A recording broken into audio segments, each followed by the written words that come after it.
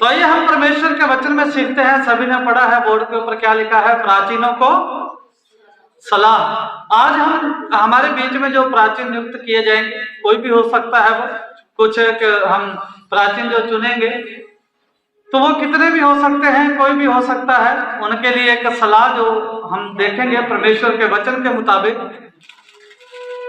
तो सबसे पहले तो मैं यह पूछना चाहता हूं, प्राचीन होता क्या है? एल्डर जो होता है वो कौन होता है, उसका क्या काम होता है चर्च में? अब तक किसी को पता है कि एल्डर कौन है, एल्डर का काम क्या है, एल्डर क्यों नियुक्त किए जाते हैं, एल्डर कैसा होना चाहिए, एल्डर कैसा नहीं होना चाहिए? हाँ जी भाइयों में से। तो आइए हम परमेश्वर के वचन में देखते हैं जो प्राचीन होते हैं ये कौन होते हैं, एल्डर, है ना। तो आइए हम परमेश्वर के वचन की ओर बढ़ते हैं। जो एल्डर होता है, एल्डर का काम है जो पास्टर है उसकी सहायता करना। एल्डर का काम क्या है? पास्टर की सहायता करना। तो आज का जो हमारा टाइटल है, आज हम जो सीखने वाले हैं वो एल्डर को सलाह, प्राचीनों को सलाह हम देंगे। तो आइए हमारा जो आज का सबसे पहला सवाल है, हम ये देखेंगे जो है प्राचीन जो है चर्च में जो क्यों नियुक्त होने चाहिए, क्यों वो चुन लिए जाने चाहिए प्राचीन? कोई जानता है क्यों चुने जाने चाहिए? क्यों चर्च में एक एल्डर का होना क्यों जरूरी है? कलीसिया में प्राचीन का होना, एल्डर का होना क्यों जरूरी है? इसलिए जरूरी है कि पादरी ना हो और एल्डर अपना चर्च संभाले और प्रार्थना, एल्डर अपनी जिम्मेदारी को संभाले, है ना। कभी जो हमारे प्रचारक को जो यहाँ से कहीं और किसी काम के लिए जाना पड़ जाता है या किसी और जगह पर कभी जो हमें प्रार्थना के लिए जाना पड़ सकता है, कोई भी ऐसी मजबूरी हो जाती है, तो पास्टर की गैर मौजूदगी में जो एल्डर वो अपनी जिम्मेदारी को समझे, अपनी जिम्मेदारी को निभाएगा, जो उसे काम दिया गया है उसे पूरा करेगा। एल्डर जो है हमारे जो चर्च के केयरटेकर साहब हैं, इनका कहना है कि चर्च जो है वो पास्टर, जो एल्डर है, पास्टर की मौजूदगी के बिना इस चर्च में जो है वो अपना काम करता है। पास्टर जो एल्डर लोगों को परमेश्वर का वचन सिखाता है। और कोई कुछ कहना चाहे? बहन सुनीता कुछ कह रही थी। तो आइए हम आज का जो हमारा याद वचन है उसकी ओर बढ़ते हैं। इफिसियों की पुस्तक 6 अध्याय उसका 6 वचन। एक बार मेरे सुनाने से पहले बोर्ड के ऊपर ध्यान दीजिए करिए, ताकि मुझे भी पता लगे कि आप लोग जाग रहे हैं। नहीं तो इफिसियों की पुस्तक में 5 अध्याय उसका 16 वचन पढ़ाना पड़ेगा। हाँ जी। मनुष्य को प्रसन्न करने वालों के समान दिखाने के लिए सेवा न करो। हाँ, क्या कहता है? प्राचीनों का क्या सलाह दी है? हमारा जो आज का टाइटल है जो है वो क्या है? प्राचीनों को सलाह। तो क्या कहा गया है? मनुष्यों को दिखाने के लिए, हाँ जी, मनुष्य को प्रसन्न करने के लिए, हाँ, आदमी को खुश करने के लिए, के समान दिखाने के लिए सेवा न करें। हाँ जी, आदमी को खुश करने के समान सेवा ना करें। कई बार क्या होता है कि हमारे जो 1-2 भाई हैं जो पहले वचन सुनाते हैं, बाद में बहुत खुश होते हैं कि इस भाई को अच्छा लगा, इस भाई को अच्छा लगा, है ना। तो हम देखते हैं किसको उसको अच्छा लगा। हाँ, ये अच्छा लगा तो आगे से मैं ऐसा ही सुनाऊंगा। जो एल्डर है उसका काम क्या है? ऐसा वचन सुनाना कि किसी को अच्छा लगे या ना लगे, लेकिन परमेश्वर की सच्चाई जैसी है, जैसी थी और जैसी रहेगी, ऐसी सच्चाई हमारे बीच में भी रहनी चाहिए। क्या परमेश्वर का वचन किसी को खुश करता है? क्योंकि वचन कहता है शरीर जो है वो आत्मा के विरोध में रहता है, आत्मा शरीर के विरोध में रहती है। व्यवस्था जो है वो, जब व्यवस्था नहीं थी तो मैं जिंदा था, व्यवस्था ही तो मैं मर गया और पाप जी हो गया, जिंदा हो गया पाप। तो आदमी को खुश करने के लिए हमारे जितने भी भाई हैं, आप में से कोई भी आज एल्डर हो सकता है, हमारे जितने भी भाई हैं, कभी भी किसी मनुष्य को खुश करने के लिए अपना वचन पेश ना करें। इफिसियों की पुस्तक में क्या लिखा है, कृपा करके अपने फोन जो है वो बंद कर लीजिए। तो इफिसियों की पुस्तक 6 अध्याय इसके 6 वचन में क्या लिखा है, एक बार फिर से पढ़ दीजिए। मनुष्यों को प्रसन्न करने वालों के समान दिखाने के लिए सेवा ना करो। हमारी सेवा ऐसी नहीं होनी चाहिए कि एल्डर आज अकेला है तो यहाँ पर बैठा है, ऐसे टहल रहा है मस्ती में, है ना। ऐसी नहीं होनी चाहिए कि 4 लोग आए, मुझे काम करता देखें, फिर मैं सेवा शुरू करूं 4 लोगों के सामने। नहीं, हमें आदमी को नहीं दिखाना है मैं कैसी सेवा कर रहा हूं, हमें आदमी को नहीं दिखाना है मुझे क्या करना है, हमें परमेश्वर को दिखाना है। कोई देखे या ना देखे। आज हमने सत्संग शुरू कर दी थी, हम 3 जाने थे, एक ऑर्गन बजाने वाला, एक बाजा बजाने वाला और एक ढोलक बजाने वाला। हम 3 लोगों ने सत्संग शुरू कर दी। तो जो जिम्मेदार लोग थे वो पहले पहुंच चुके थे लेकिन अपनी सेवा में व्यस्त थे, और जो गैर जिम्मेदार लोग थे वो बाद में आए हैं। कोई जिम्मेदारी नहीं है, कोई बात नहीं, अरे क्या है, वहां पर जाने के भी साफ सफाई करती है चलती होगी, अभी तो इतना टाइम पड़ा है। और ये बैठने का समय नहीं है, परमेश्वर का काम करने का समय है, लोगों को दिखाने का समय नहीं है कि मैं ये कर रहा हूं। जितने भी वैज्ञानिक हैं जिन्होंने कोई आविष्कार किया है वो पहले दिन से लोगों को नहीं दिखाना चाहते थे।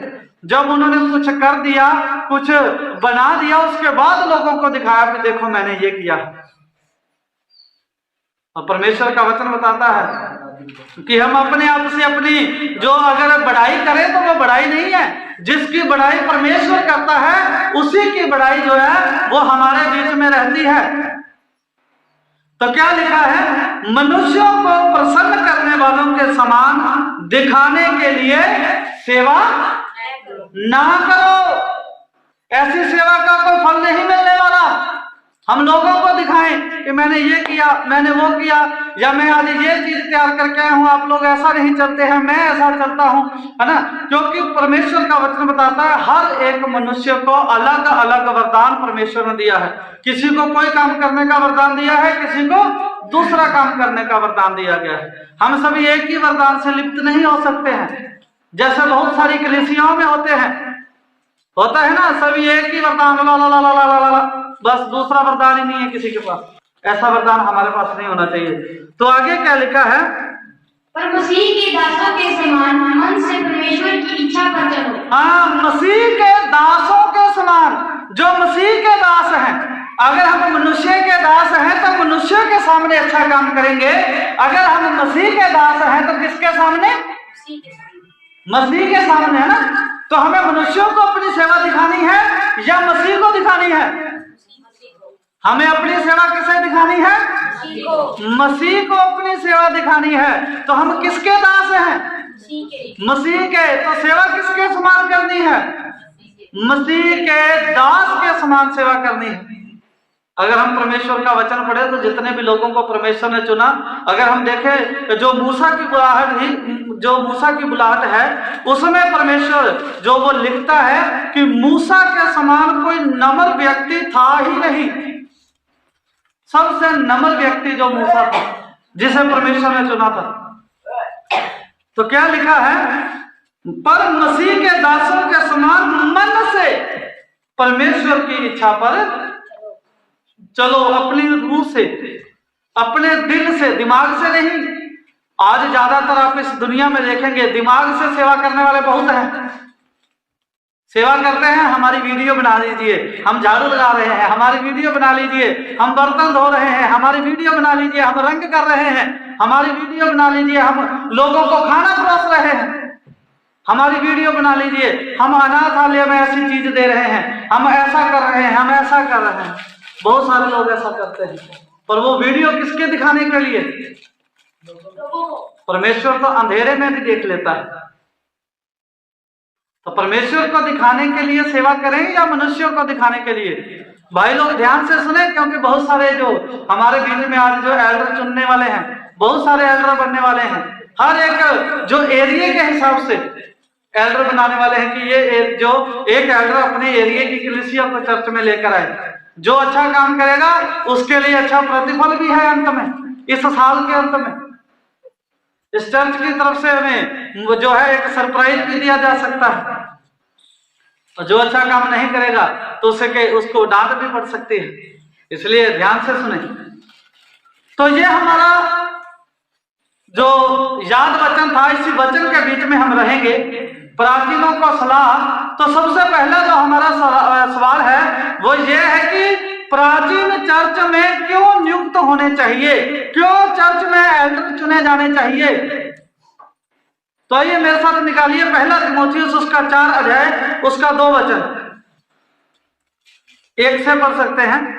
परंतु आत्मा स्पष्टता से कहता है कि हाँ जी, अब देखो हमारा सवाल क्या है कि एल्डर चर्च में क्यों चुने जाने चाहिए, क्यों एल्डर होना जरूरी है कलीसिया में, प्राचीन का होना कलीसिया में क्यों जरूरी है, क्यों ये चुन लिए जाने चाहिए कि इनको एक प्राचीन की सेवा करने के लिए।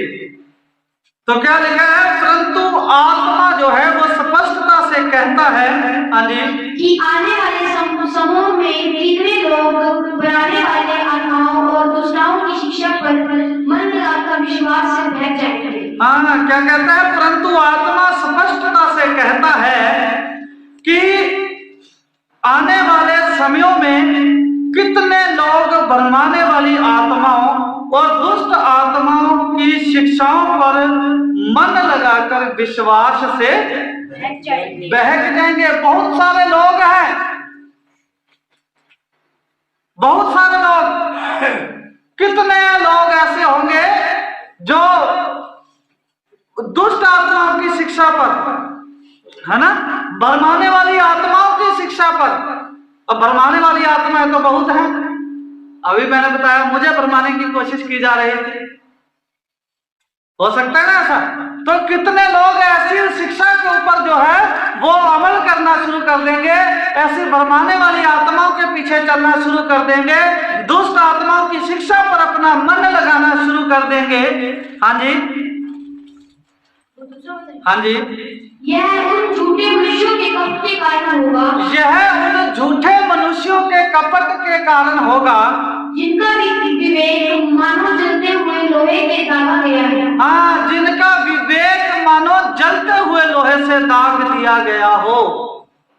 विवेक क्या होता है, अंतरात्मा, हमारी सोचन शक्ति, हमारी बुद्धि मानो जलते हुए लोहे से दाग दी गई हो। ऐसे लोग जो ऐसे काम करेंगे, तो एल्डर क्यों चाहिए, एल्डर इसलिए चाहिए कि अपने एरिया में, जैसे हमारे बीच में भाई नेगी राम है, बंबूर में कितने लोग होंगे जो भरमाने वाली शिक्षाओं में गए होंगे। अगर इन्होंने वचन की शिक्षा ली होती तो शायद वो लोग जो पीछे मुड़ गए हैं तो वो ना मुड़ते, क्योंकि वचन के साथ उन्हें सिखाते। एल्डर का क्या काम है, अपनी कलीसिया को जो उनके साथ संगति में जाते हैं, अपने भाइयों को उनकी रक्षा करें वचन के द्वारा। एल्डर किस लिए चाहिए हमें, कि हम भरमाने वाली शिक्षा में ना फंस सके।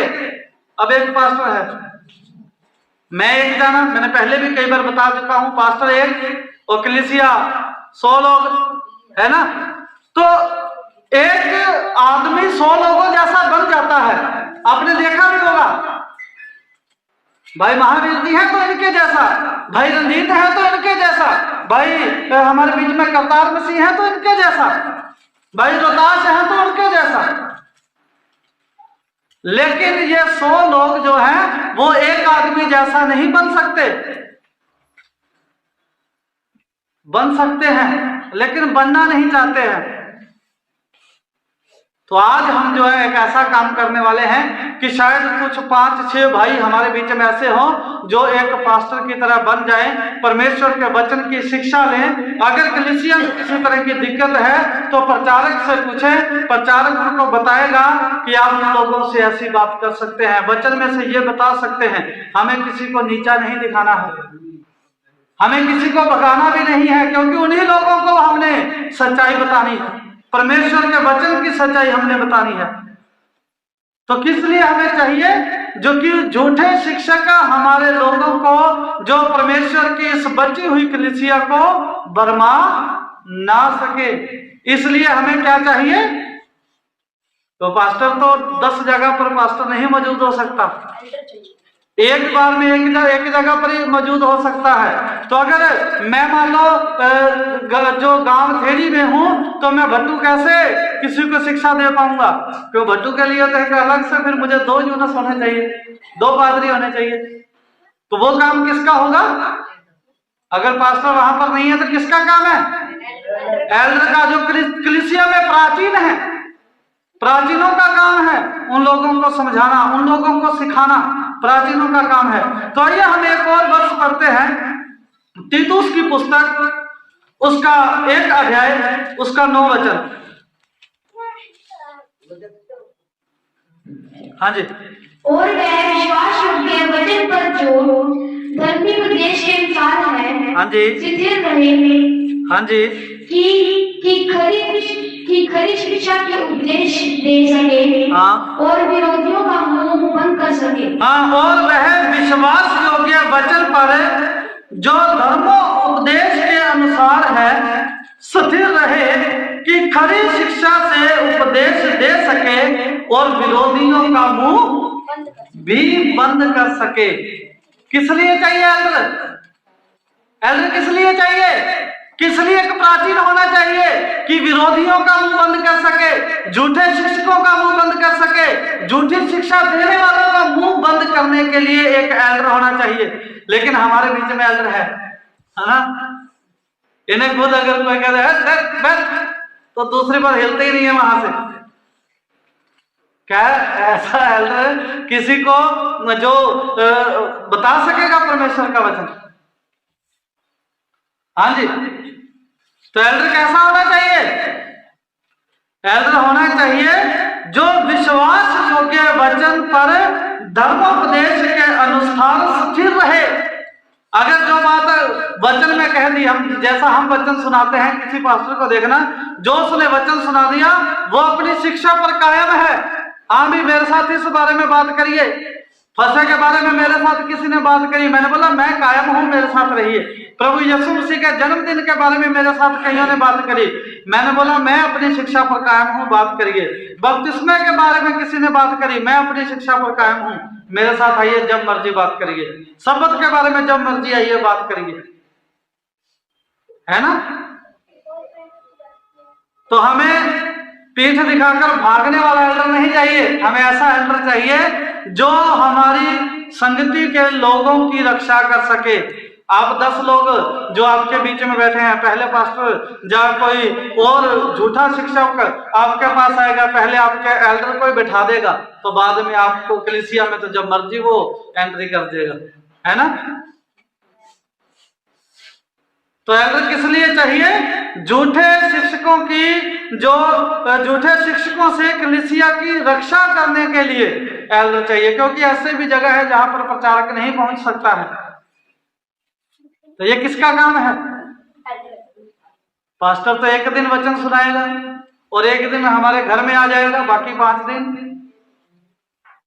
हम अपनी अपनी एरिया के हिसाब से, अपने अपने जो जैसे बहुत सारे लोग ब्लॉक बोलते हैं, है ना, अपने अपने गांव के हिसाब से हम एक एल्डर रखेंगे, जो कि अपने हम उन्हें शिक्षा भी देंगे चर्च में, ताकि वो किसी से बात करने के लिए उनके पास एक निडर, एक ऐसा दिल हो जो क्या है कि सच्चाई पर मजबूत, अपने कदमों पर स्थिर खड़ा रहे, विश्वास योग्य और धर्म के उपदेश के अनुसार स्थिर हो और खरी शिक्षा से उपदेश दे सके, सच्चाई से, खराई से उपदेश दे सके और विरोधियों का मुंह क्या कर सके? बंद कर सके, ताकि विरोधियों को सोचने के लिए भी समय ना मिले।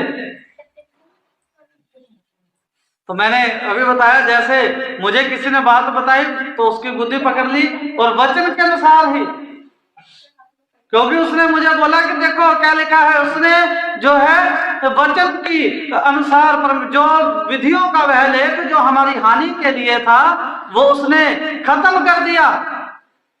तो तभी मैंने पकड़ लिया, मैंने बोला भी ठीक है, परमेश्वर ने खत्म कर दिया तो क्या 10 आज्ञाएं भी खत्म हो गई? वो बोले हाँ खत्म हो गई। तो मैंने बोला कि फिर मेरे कुछ सवाल है, उनका जवाब दीजिए। कहते बताइए क्या सवाल है आपका? भाई सनी जी इनके पड़ोस में है, वो बताइए क्या सवाल है। तो मैंने कहा क्या अगर 10 आज्ञाएं खत्म हो गई हैं तो हम किसी को भी परमेश्वर मान सकते हैं? नहीं मान सकते। क्या हम मूर्ति पूजा कर सकते हैं? नहीं कर सकते। परमेश्वर का नाम व्यर्थ ले सकते हैं? नहीं ले सकते। शब्द की आप पालना नहीं कर रहे हैं तो क्या हम अपने माता पिता की बेइज्जती कर सकते हैं? नहीं कर सकते। तो मैंने फिर बोला आपको किसी भी आज्ञा से एलर्जी नहीं है, सिर्फ एक आज्ञा से एलर्जी है, वो सब्बत का दिन है। आपने जो भी वर्ष पढ़ाई है इसे अच्छी से बता दीजिए कि कैसे 10 आज्ञाएं खत्म हो गई। आज वो फिर घूमता रहा चारों ओर। मैं कहा कितना भी घूम ले, कितना भाग ले, इस वचन से जब तक आगे नहीं बढ़ेगा मैं यहीं पर अटका रहूंगा। वो पहले मुझे ये समझा, इसके बाद हम बाद की बात करेंगे।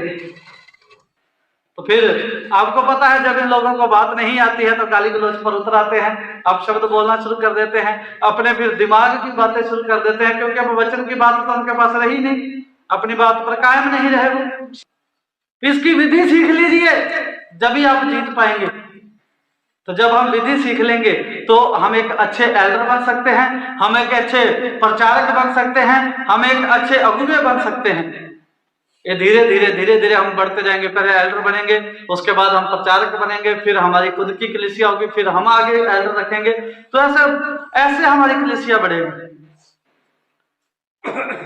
तो आइए हम देखते हैं, हमने जो सीखा कि हमें प्राचीन क्यों चाहिए, क्योंकि झूठे शिक्षकों से हमारी कलीसिया की रक्षा करने के लिए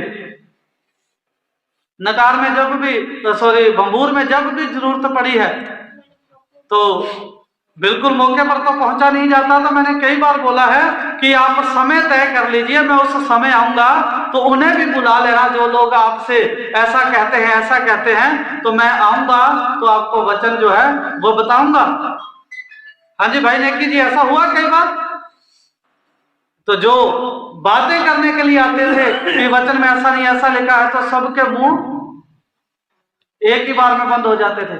फिर एक बार मुझे पता नहीं कौन से गांव में लेकर, वहां पर हम बहुत जो हमने समय लगा, हमें 1-1.5 घंटा लगा, वहां पर हमने पवित्र आत्मा के बारे में हम समझा कर आए। बस अभी मेरी बारी है। अब अपने आप को जो है वो हम आगे पढ़ेंगे कि हमें ज्यादा घमंड नहीं करना है अपने आप पर, हमें अपनी शिक्षा पर घमंड नहीं करना है, हमें लोगों को नहीं दिखाना है। तो आइए हम देखते हैं एल्डर कैसा होना चाहिए। जो हमारे लिए जो एल्डर होगा वो कैसा होना चाहिए, कैसे लोगों को वचन सुनाए, कैसे लोगों के साथ जो व्यवहार करे, कैसे लोगों के साथ समझे, कैसे लोगों के रीति रिवाजों के अनुसार जो है वो परमेश्वर की शिक्षा को बांट सके। तो आइए मेरे साथ निकालिए। सबसे पहले हम देखते हैं एल्डर कैसा होना चाहिए। पहला तीमुथियुस उसका 3 अध्याय उसका 8 से 13 वचन। पहला तीमुथियुस 3 अध्याय उसका 8 से 13 वचन। हाँ जी, क्या लिखा है? वैसे ही हाँ जी, सेवकों को भी गंभीर होना चाहिए। हाँ, पहले उसके पहले क्या, अध्यक्ष कलीसिया में बिशप जो होता है, उसके बाद क्या लिखा है, कलीसिया में सेवक जो एल्डर होता है, वैसे ही सेवकों को भी गंभीर होना चाहिए। गंभीर कैसे हो? हाँ जी, गंभीर कैसे होना चाहिए, कैसे हम जो है इन वचनों के अनुसार अपने आप को अपना जीवन बिता सकते हैं। तो क्या लिखा है, दो रंगी ना हो। जो एल्डर है और पास्टर है, ये दोनों के लिए बात है, 2 रंगी ना हो। हाँ जी, पियक्कड़ और नीच कमाई के लोभी न हो। जो हमारे चर्च का एल्डर है, जो वचन सुनाने के लिए हमेशा तैयार रहता है, वो 2 रंग वाला ना हो। सामने से तो हमारी बड़ाई करे, लेकिन पीठ के पीछे बुराई करे। नहीं ये तो ऐसा है, मैंने तो बस उसे पंप दिया था थोड़ा सा, मैंने तो बस उसे थोड़ा सा जो वो भुलाया था, मैंने तो देखा था, मैं देखना चाहता था ऐसा क्या हुआ है ना, मैं देखना चाहता था। 2 रंगी ना हो। हाँ जी, पर विश्वास के और 2 रंगी पियक्कड़, बेवड़ा जिसे बोलते हैं, पियक्कड़ और नीच कमाई के लोभी ना हो। हाँ, पियक्कड़ ना हो, नीच कमाई के लोभी ना हो, कि कहीं से भी अगले के घर में कुछ है देने के लिए या नहीं है, बस मुझे नहीं पता, मुझे अपने दशमांश देना है। एक बार की बात बताता हूँ, एक प्रचारक था जो मेरे सुनने में आया खैरपुर में, जो उसने किसी पास्टर से बोला कि आपका ये 1-2 परिवार मुझे दे दीजिए ताकि मैं उनके बीच में परमेश्वर की सेवा कर सकूं। जब उसको प्रचारक ने अपनी कलीसिया के 2 घर दे दिए, तो उस कलीसिया के पास जो इतना नहीं था कि वो अपना दशमांश दे सके, उन्होंने कहीं से कर्ज उठा लिया। तो वो कहता है आपने कर्ज उठाया है तो इसका दशमांश दीजिए। और बताओ, उसने कर्जा लिया है, कमाया नहीं है, तो दशमांश बनता है? तो किस कमाई का लोभी हो गया वो? नीच कमाई का लोभी। एक तो वो ब्याज दे रहा है, दूसरा उसने कर्जा लिया है और कहता है इस कर्जे का भी मुझे दशमांश दे। ऐसा कैसे हो सकता है? नीच कमाई का लोभी ना हो। हाँ जी, पर विश्वास के भेद को शुद्ध विवेक से सुरक्षित रखे। हाँ, विश्वास के भेद को शुद्ध विवेक के साथ सुरक्षित रखे। विश्वास का भेद क्या है बता सकते हैं? कोई भी आप में से बताइए, विश्वास का भेद यही लिखा ना, पर विश्वास के भेद को शुद्ध विवेक से सुरक्षित रखे। विश्वास का भेद क्या है? हाँ जी अब्दुल साहब, विश्वास का भेद क्या है? हाँ जी भाई सुमित जी, हाँ जी भाई सतनाम जी, नहीं पता विश्वास? हाँ बहन कविता, नहीं पता। विश्वास का भेद होता है, बहुत सारे लोग कहते हैं अब तो हम विश्वास के द्वारा बचाए जाएंगे, विश्वास के द्वारा बचाए जाएंगे। और बस इतना बात सुनने पे विश्वास के द्वारा बचाए जाएंगे। अब हुक्म माने या ना माने, आज्ञा माने या ना माने, आज्ञा पालन करें या ना करें, परमेश्वर के वचनों के मुताबिक ना चले, बस हम यीशु पर विश्वास रखते हैं, हम बचाए जाएंगे। ये विश्वास का भेद जो सुरक्षित नहीं है। तो विश्वास का भेद कैसे सुरक्षित रहेगा? यदि हम आज्ञाओं को मानेंगे, यदि हम वचन के अनुसार चलेंगे, यदि हम वचन की शिक्षा के अनुसार चलेंगे, तब हम विश्वास के भेद को सुरक्षित रखते हैं कि जब तक हमारे ऊपर अनुग्रह नहीं होगा, तब तक हमें उद्धार नहीं मिलेगा, जब तक हम परमेश्वर के वचनों को नहीं समझेंगे, नहीं मानेंगे, नहीं दूसरों को सिखाएंगे। ये विश्वास का भेद है, बस इतना ऐसा फर्क है। बहुत सारे लोग सोच रहे हैं विश्वास की घंटी गले में बांध लो, बस अब जैसा मर्जी, जैसा मन में आए वैसा चलिए, प्रभु आपको बचा लेगा। तो ऐसे नहीं बचाने वाला। जो एल्डर होता है अपने विश्वास के भेद को सुरक्षित रखे। हाँ जी, और वे भी पहले परखे जाएं। हाँ, तब यदि निर्दोष निकले तो सेवक का काम करे। हाँ, पहले वो परखे जाएं, उनकी जांच होनी चाहिए, उसके बाद क्या होना चाहिए? वो सेवक के काम के लिए फिर नियुक्त किए जाने चाहिए। हाँ जी, इसी प्रकार से स्त्रियों को भी गंभीर होना चाहिए। हाँ जी, दोष लगाने वाली ना हो। हाँ जी, और सचेत और सब बातों में विश्वास योग्य हो। हाँ जी, सेवक एक ही पत्नी के पति हो। हाँ जी, और बाल बच्चों और अपने घरों का अच्छा प्रबंध करना जानते हो। हाँ, सेवक जो है वो एक ही पत्नी का पति होना चाहिए।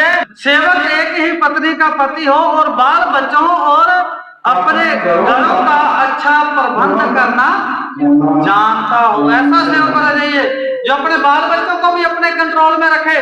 ऐसा सेवक होना चाहिए जो अपनी पत्नी को अपने कंट्रोल में रखे। ऐसा सेवक होना चाहिए जो परमेश्वर की शिक्षा अपने बच्चों और अपनी स्त्री को जो है वो अच्छे से सिखा सके। क्यों ऐसा होना चाहिए?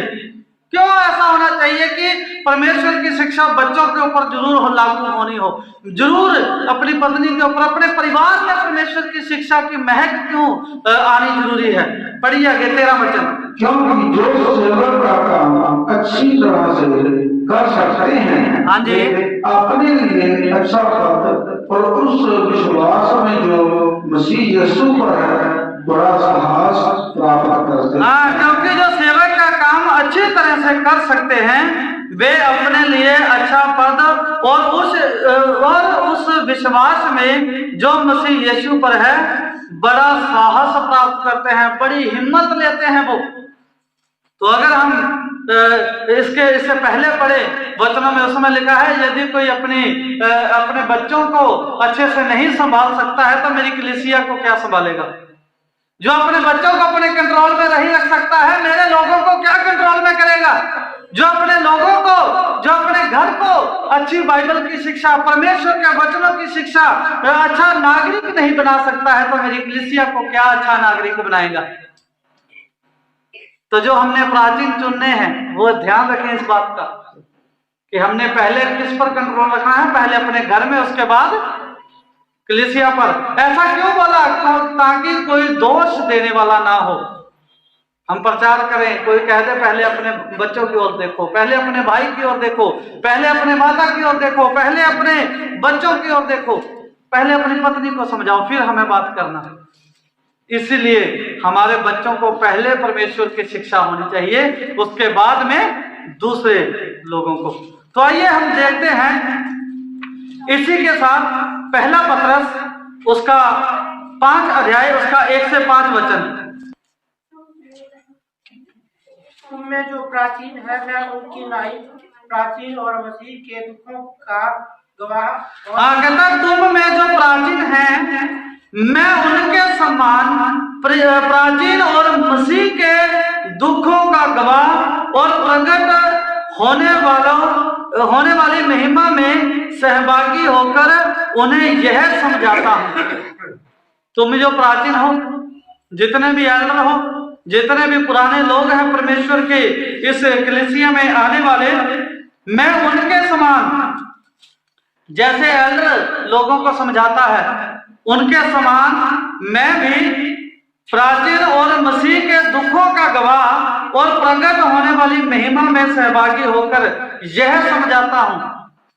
कौन सी प्रकट होने वाली महिमा? प्रभु यीशु मसीह जब दोबारा आएंगे उसे जानता हूं मैं उस बातों को बताता हूं जो प्रभु यीशु मसीह ने दुख उठाए, मैं उन्हें जानता हूं। वो सभी बातें जानता हुआ प्राचीन की तरह, एक एल्डर की तरह मैं तुम्हें क्या करता हूं? समझाता हूं। हाँ जी, कि परमेश्वर के उस झुंड की जो तुम्हारे बीच में है रखवाली करो। परमेश्वर के झुंड की, तो ये कलीसिया किसकी है? परमेश्वर की है। तो रखवाली किसकी करनी है? कैसे करनी है? कैसे रखवाली करेंगे? क्या आप जानते हैं जब कभी 1-2 बार भूकंप का जो झटका आता है तो टीवी चैनलों पर हमें एक ट्रेनिंग दी जाती है ना।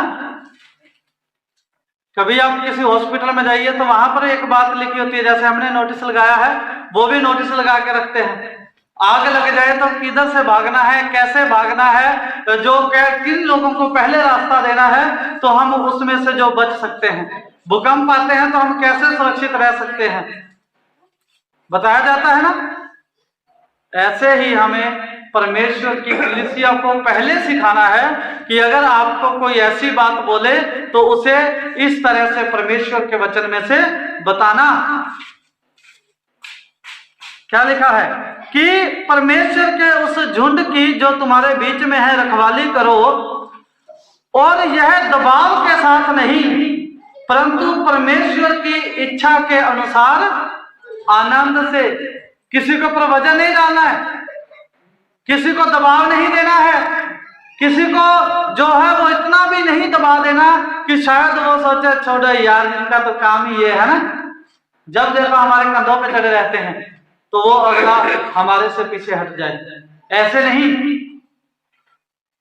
परमेश्वर का वचन क्या सिखाता है? दबाव के साथ नहीं परंतु आनंद के साथ, खुशी के साथ, मेल मिलाप के साथ।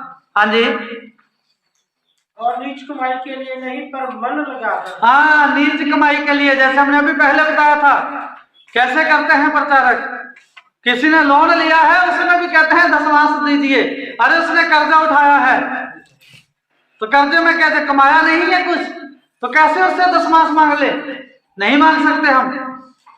तो ये अगर हम फिर भी इससे दशमांश मांगते हैं, मैंने जो इस अपने जो प्रचार के जीवन काल में जो मैंने देखा, मैंने बहुत से ऐसे लोग देखे प्रचारक जो कलीसिया की इतनी सुनाते हैं, इतना सुनाते हैं, जो मेरी जो मिसेज है, इनकी जो सगी बहन है, उनके जो पास्टर हैं दशमांश नहीं मांग रहे, कहते आपको शर्म होनी चाहिए, आपको अकल आनी चाहिए, आपके पास्टर ने कहीं बाहर जाना है, आपके पास 1000 रुपया नहीं है उसे देने के लिए।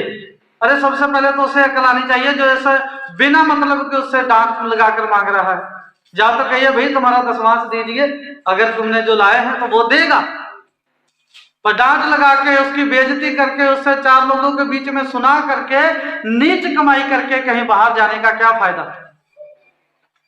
ऐसे नहीं, नीच कमाई के लिए नहीं, बल्कि अपने मन से कैसे होता है, हम इस भाई की जो जीवन बर्बाद हो रहा है, ये बुरे जो ख्यालों में है, ये बुरे विचारों में है, ये बुरी सोचों में है, चाहे ये मुझे कुछ भेंट दे या ना दे, पर इस भाई की जो रूह है, इस भाई का जीवन है, ये बचना चाहिए। ये सोचकर हमें परमेश्वर के वचन का जो जिम्मा है वो उठाना चाहिए। हाँ जी, आगे क्या लिखा है? और जो लोग तुम्हें सौंपे गए हैं उन पर अधिकार ना जताओ। हाँ, जो लोग सौंपे गए हैं, क्योंकि आज के बाद आपको कुछ लोग सौंपे जाएंगे, उन पर उनके ऊपर अधिकार नहीं जमाना है। अरे मैं अधिकार, तुझे पता नहीं है, ये काम कर, जल्दी कर, वो कर, ये कर, ऐसे नहीं, अधिकार के साथ नहीं। हाँ जी, वरना झुंड के लिए आदर्श बनो। झुंड के लिए आदर्श बन जाइए, एक ऐसा इंसान बन जाइए कि कोई बोले वाह मैं इस भाई की तरह बनूंगा बड़ा होकर। मैंने एक बार आपको वचन सुनाया था, अपनी ज्योति चमकने दीजिए।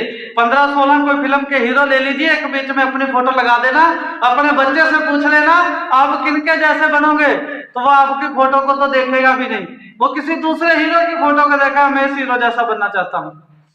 ऐसे हीरो अपनी कलीसिया में बन जाइए आप, ताकि उनके बच्चे वो खुद बोले अरे जैसा जो हमारे बीच में भाई गणेश है ऐसे बन जाते हैं, जैसा भाई सतनाम है ऐसे बन जाते हैं, जैसा भाई सन्नी है ऐसे, इसकी तरह बहुत अच्छा आदमी है, बहुत अच्छे विचार हैं इसके, है ना, ऐसा, ताकि सभी लोग हमारे लिए अपने आप ही बताना ना पड़े, हमारे लिए दुआ करें।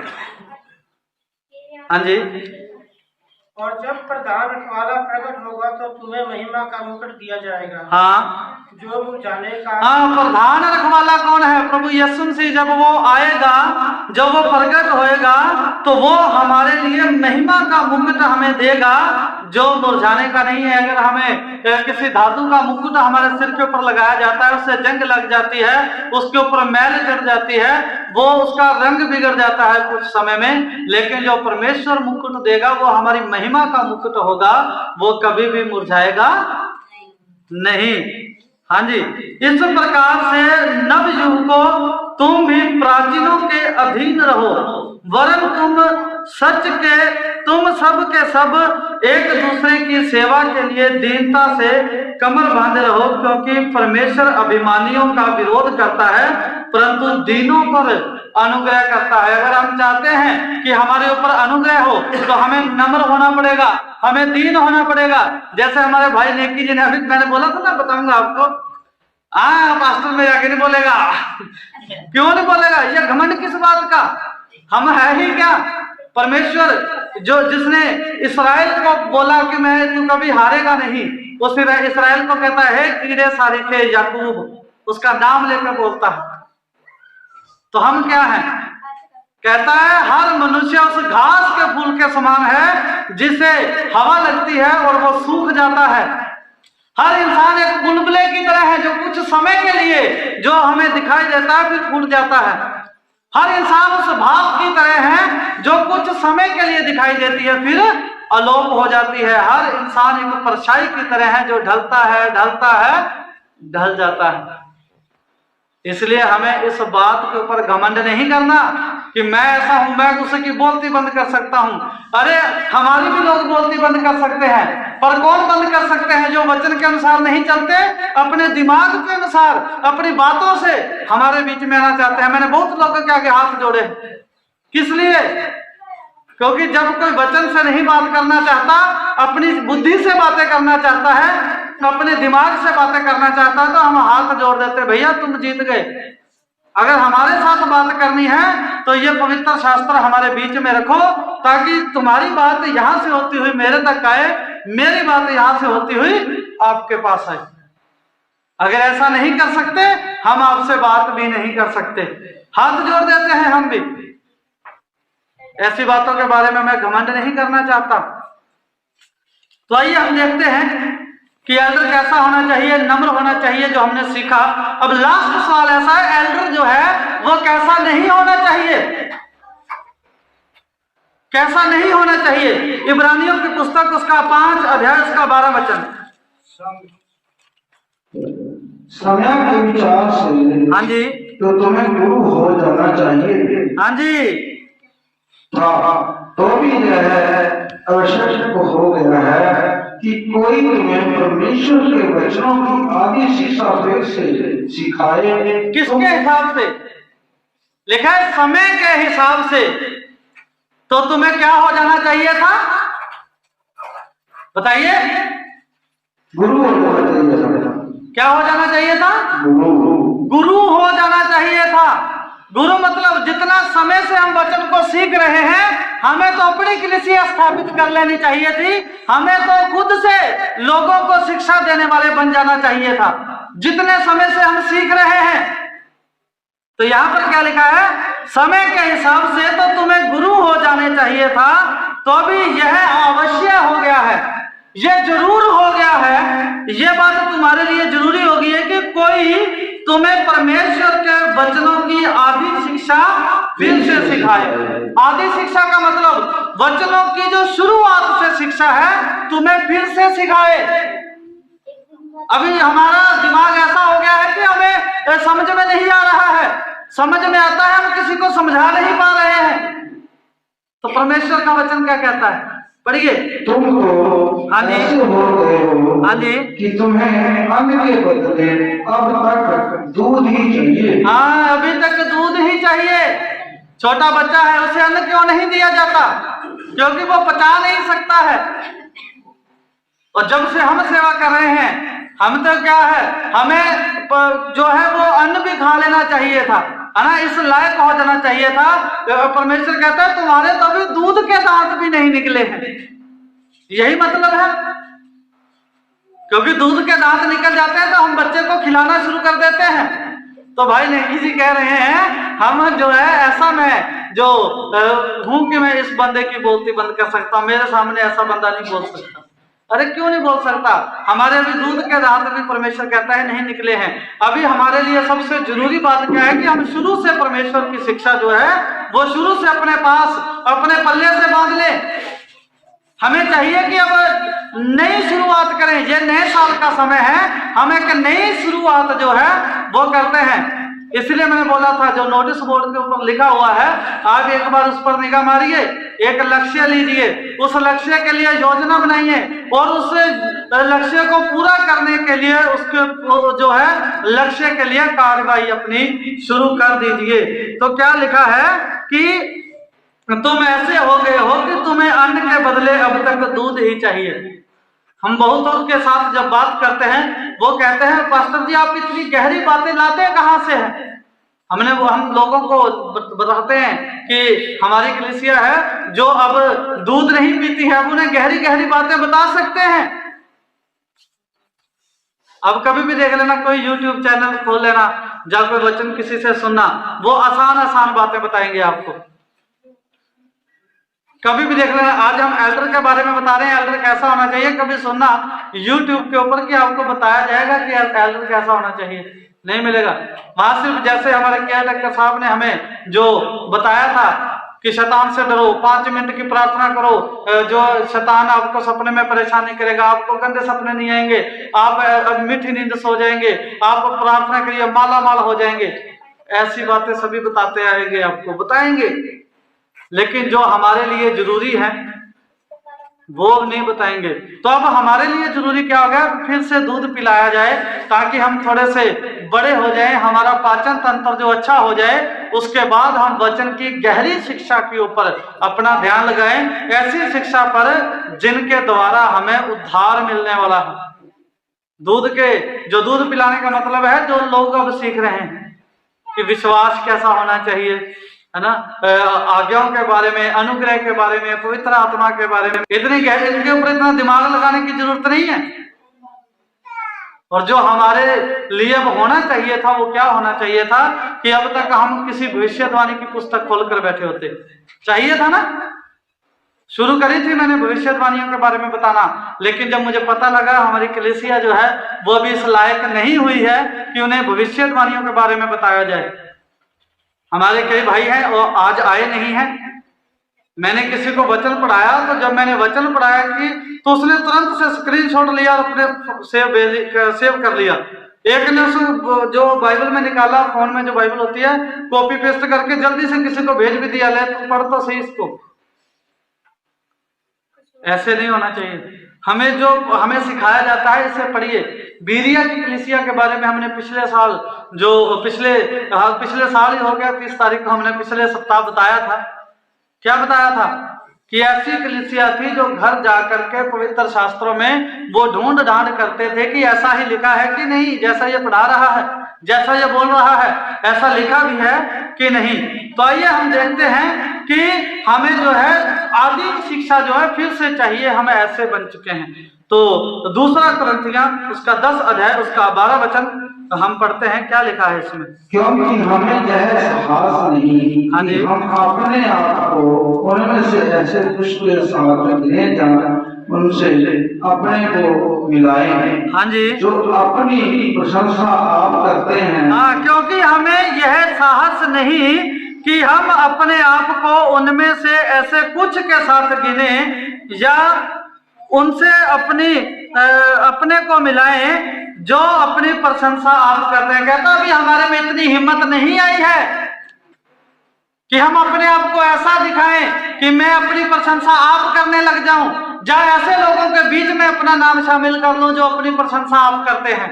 अभी मैं इतना बड़ा नहीं हुआ, अभी मुझ में इतना साहस नहीं है, अभी मुझ में इतनी हिम्मत नहीं आई है कि मैं ऐसा हो जाऊं कि अपनी प्रशंसा में आप करनी शुरू कर दूं और अपने आप को नाप तोलकर एक दूसरे से मिलान करके मूर्ख ठहराते हैं। हम कहते हैं, बहुत सारे लोग हैं, एक भाई के थोड़ी दिक्कत आ गई, थोड़ा बीमार हो गया, कहता जैसे अयूब नबी के दुख आया था ऐसा मेरे पे दुख आया है। तो आप जानते हैं अयूब नबी के बच्चे भी मर गए थे, उसे लोगों ने गड्ढे में डाल दिया था, उसे क्वारंटाइन कर दिया था, दूर छोड़े थे अपने गांव से। तो उस भाई के साथ ऐसा तो कुछ नहीं हुआ, बच्चे भी सही सलामत है, उसकी पत्नी भी बिल्कुल सही सलामत है, उसका घर बार सारा ठीक है। तो अपने आप को किससे मिला रहा है? अयूब नबी के दुख के साथ अपना दुख शामिल कर रहा है। तो क्या ऐसा हो सकता है? हमें पवित्र शास्त्र हमें जो सिखाता है हमें उस पर चलना है। मनुष्य क्या बोल रहा है इसके ऊपर ध्यान देने की जरूरत नहीं है। हमारे बीच में कितने भाई बहन ऐसे हैं, मैंने उन्हें ऐसा बोला कि मुझ पे कभी यकीन मत करना, पवित्र शास्त्र में देखना आप। तो अगर पवित्र शास्त्र में गलत हो तो आप मुझे बता देना। तो अगर हम एक दूसरे के साथ अपना जो बांटते हैं कि मैं जो भाई सतनाम जैसा नहीं, जब भाई सतनाम मेरे जैसा नहीं तो मैं भी मूर्ख और वो भी मूर्ख, हम दोनों एक दूसरे को अगर ऊंचा नीचा बताएंगे, मैंने ऐसे किया आपने ऐसा नहीं किया, तो हम मूर्ख। क्योंकि परमेश्वर का वचन बताता है कि हर एक को अलग अलग वरदान दिया जाता है। किसी को प्रार्थना करने का, किसी को ऑर्गन बजाने का, किसी को ढोलक बजाने का, किसी को गीत गाने का, किसी को वचन सुनाने का, किसी को लोगों को इकट्ठा करने का, किसी को लंगर बनाने का, किसी को साफ सफाई का। हर एक को अलग अलग वरदान जो है वो परमेश्वर की ओर से दिया जाता है। तो हम सब एक जैसे कैसे हो सकते हैं? बातें तो और बहुत है करने के लिए, लेकिन समय की हम कदर करते हैं। तो आइए हम देखते हैं, हमने जो भी तकरीबन 1 घंटा तक हमने वचन सुना, तो इसका कंक्लूजन क्या निकलता है, निष्कर्ष क्या निकलता है, इसका क्या सीखा हमने, क्या शिक्षा मिलती है हमें? कोई बता सकता है इससे क्या शिक्षा मिलती है? अगर नहीं बता सकते तो मेरे साथ निकालिए फिलिपियों की पुस्तक, उसका 2 अध्याय, हाँ उसका 14 से 16 वचन। सब काम बिना कुड़कुड़ाए और बिना विवाद के किया करो। सब काम, सिर्फ प्रार्थना नहीं, सिर्फ जो साफ सफाई नहीं, गाना बजाना नहीं, लंगर नहीं, और भी कई काम हैं। जितने भी काम जो हम परमेश्वर के लिए करते हैं, या हम अपने लिए करते हैं, या घर में करते हैं, या कहीं बाहर करते हैं, तो सब काम क्या करता है? बिना कुड़कुड़ाए, बिना जो है वो जो विवाद किए, बिना जो है वो किसी के बारे में उकचुक बोले, हमें क्या करना है? बिना कुड़कुड़ाए और बिना विवाद के हमें सब काम करना है। क्यों हमें कुड़कुड़ाना नहीं है? हम कई बार काम तो कर देते हैं, बता मैं ही अकेला मिला हूं और नहीं है कलीसिया में, मुझे हर बार मुझे फोन कर लेते हैं, काम कर रहे हैं लेकिन कुड़कुड़ा रहे हैं अपने मन में, अपने साथ जो साथी काम कर रहा है उसके साथ, तो क्या उसका फल मिलेगा? नहीं मिलेगा। तो क्या लिखा है? बिना कुड़कुड़ाए। क्यों? ताकि तुम निर्दोष और भोले होकर टेढ़े और हठीले लोगों के बीच परमेश्वर के निष्कलंक संतान बने रहो। हम भोले रहकर इन टेढ़े लोगों के बीच में परमेश्वर की ऐसी संतान बने जिसके ऊपर किसी तरह का कलंक ना हो। अगर हम पास्टर के बारे में देखें, परमेश्वर का वचन दिखाता है पास्टर कैसा होना चाहिए, तो बोला है एक ही पत्नी का पति होना चाहिए, वो पियक्कर नहीं होना चाहिए, वो जो भले कामों की इच्छा रखता हो, अतिथि सत्कार करना जानता हो, और वो अपने बाल बच्चों को अच्छी शिक्षा दे सकता हो, और बाहर वालों में भी उसका सुनाम हो जो उसे नहीं भी जानते। मान लो हमारी कलीसिया के लोग हमें जानते हैं, बाहर अगर मैं किसी दुकान पर जाऊं तो कहते हैं जानते उस बंदे को, देखा है हमने, ढेले की अकल नहीं है उसे, है ना? तो ऐसा नहीं होना चाहिए। बाहर वालों में भी हमारा सुनाम होना चाहिए। और हठीले लोगों के बीच परमेश्वर की निष्कलंक संतान बने रहो, जिसके बीच में तुम जीवन का वचन लिए हुए जगत में जलते दीपकों के समान दिखाई देते हो। जैसे अंधेरे में जलता हुआ दीपक दिखाई देता है, इन अंधेर नगरी में हम भी ऐसे जलते हुए दीपक की तरह घूमें, हम एक मिसाल बन जाए लोगों के लिए। तो एल्डर कैसा होना चाहिए? एल्डर ऐसा होना चाहिए कि लोगों के लिए मिसाल बन जाए। परमेश्वर आपको बहुत सारी आशीष और बरकत दे और आपकी रक्षा करे।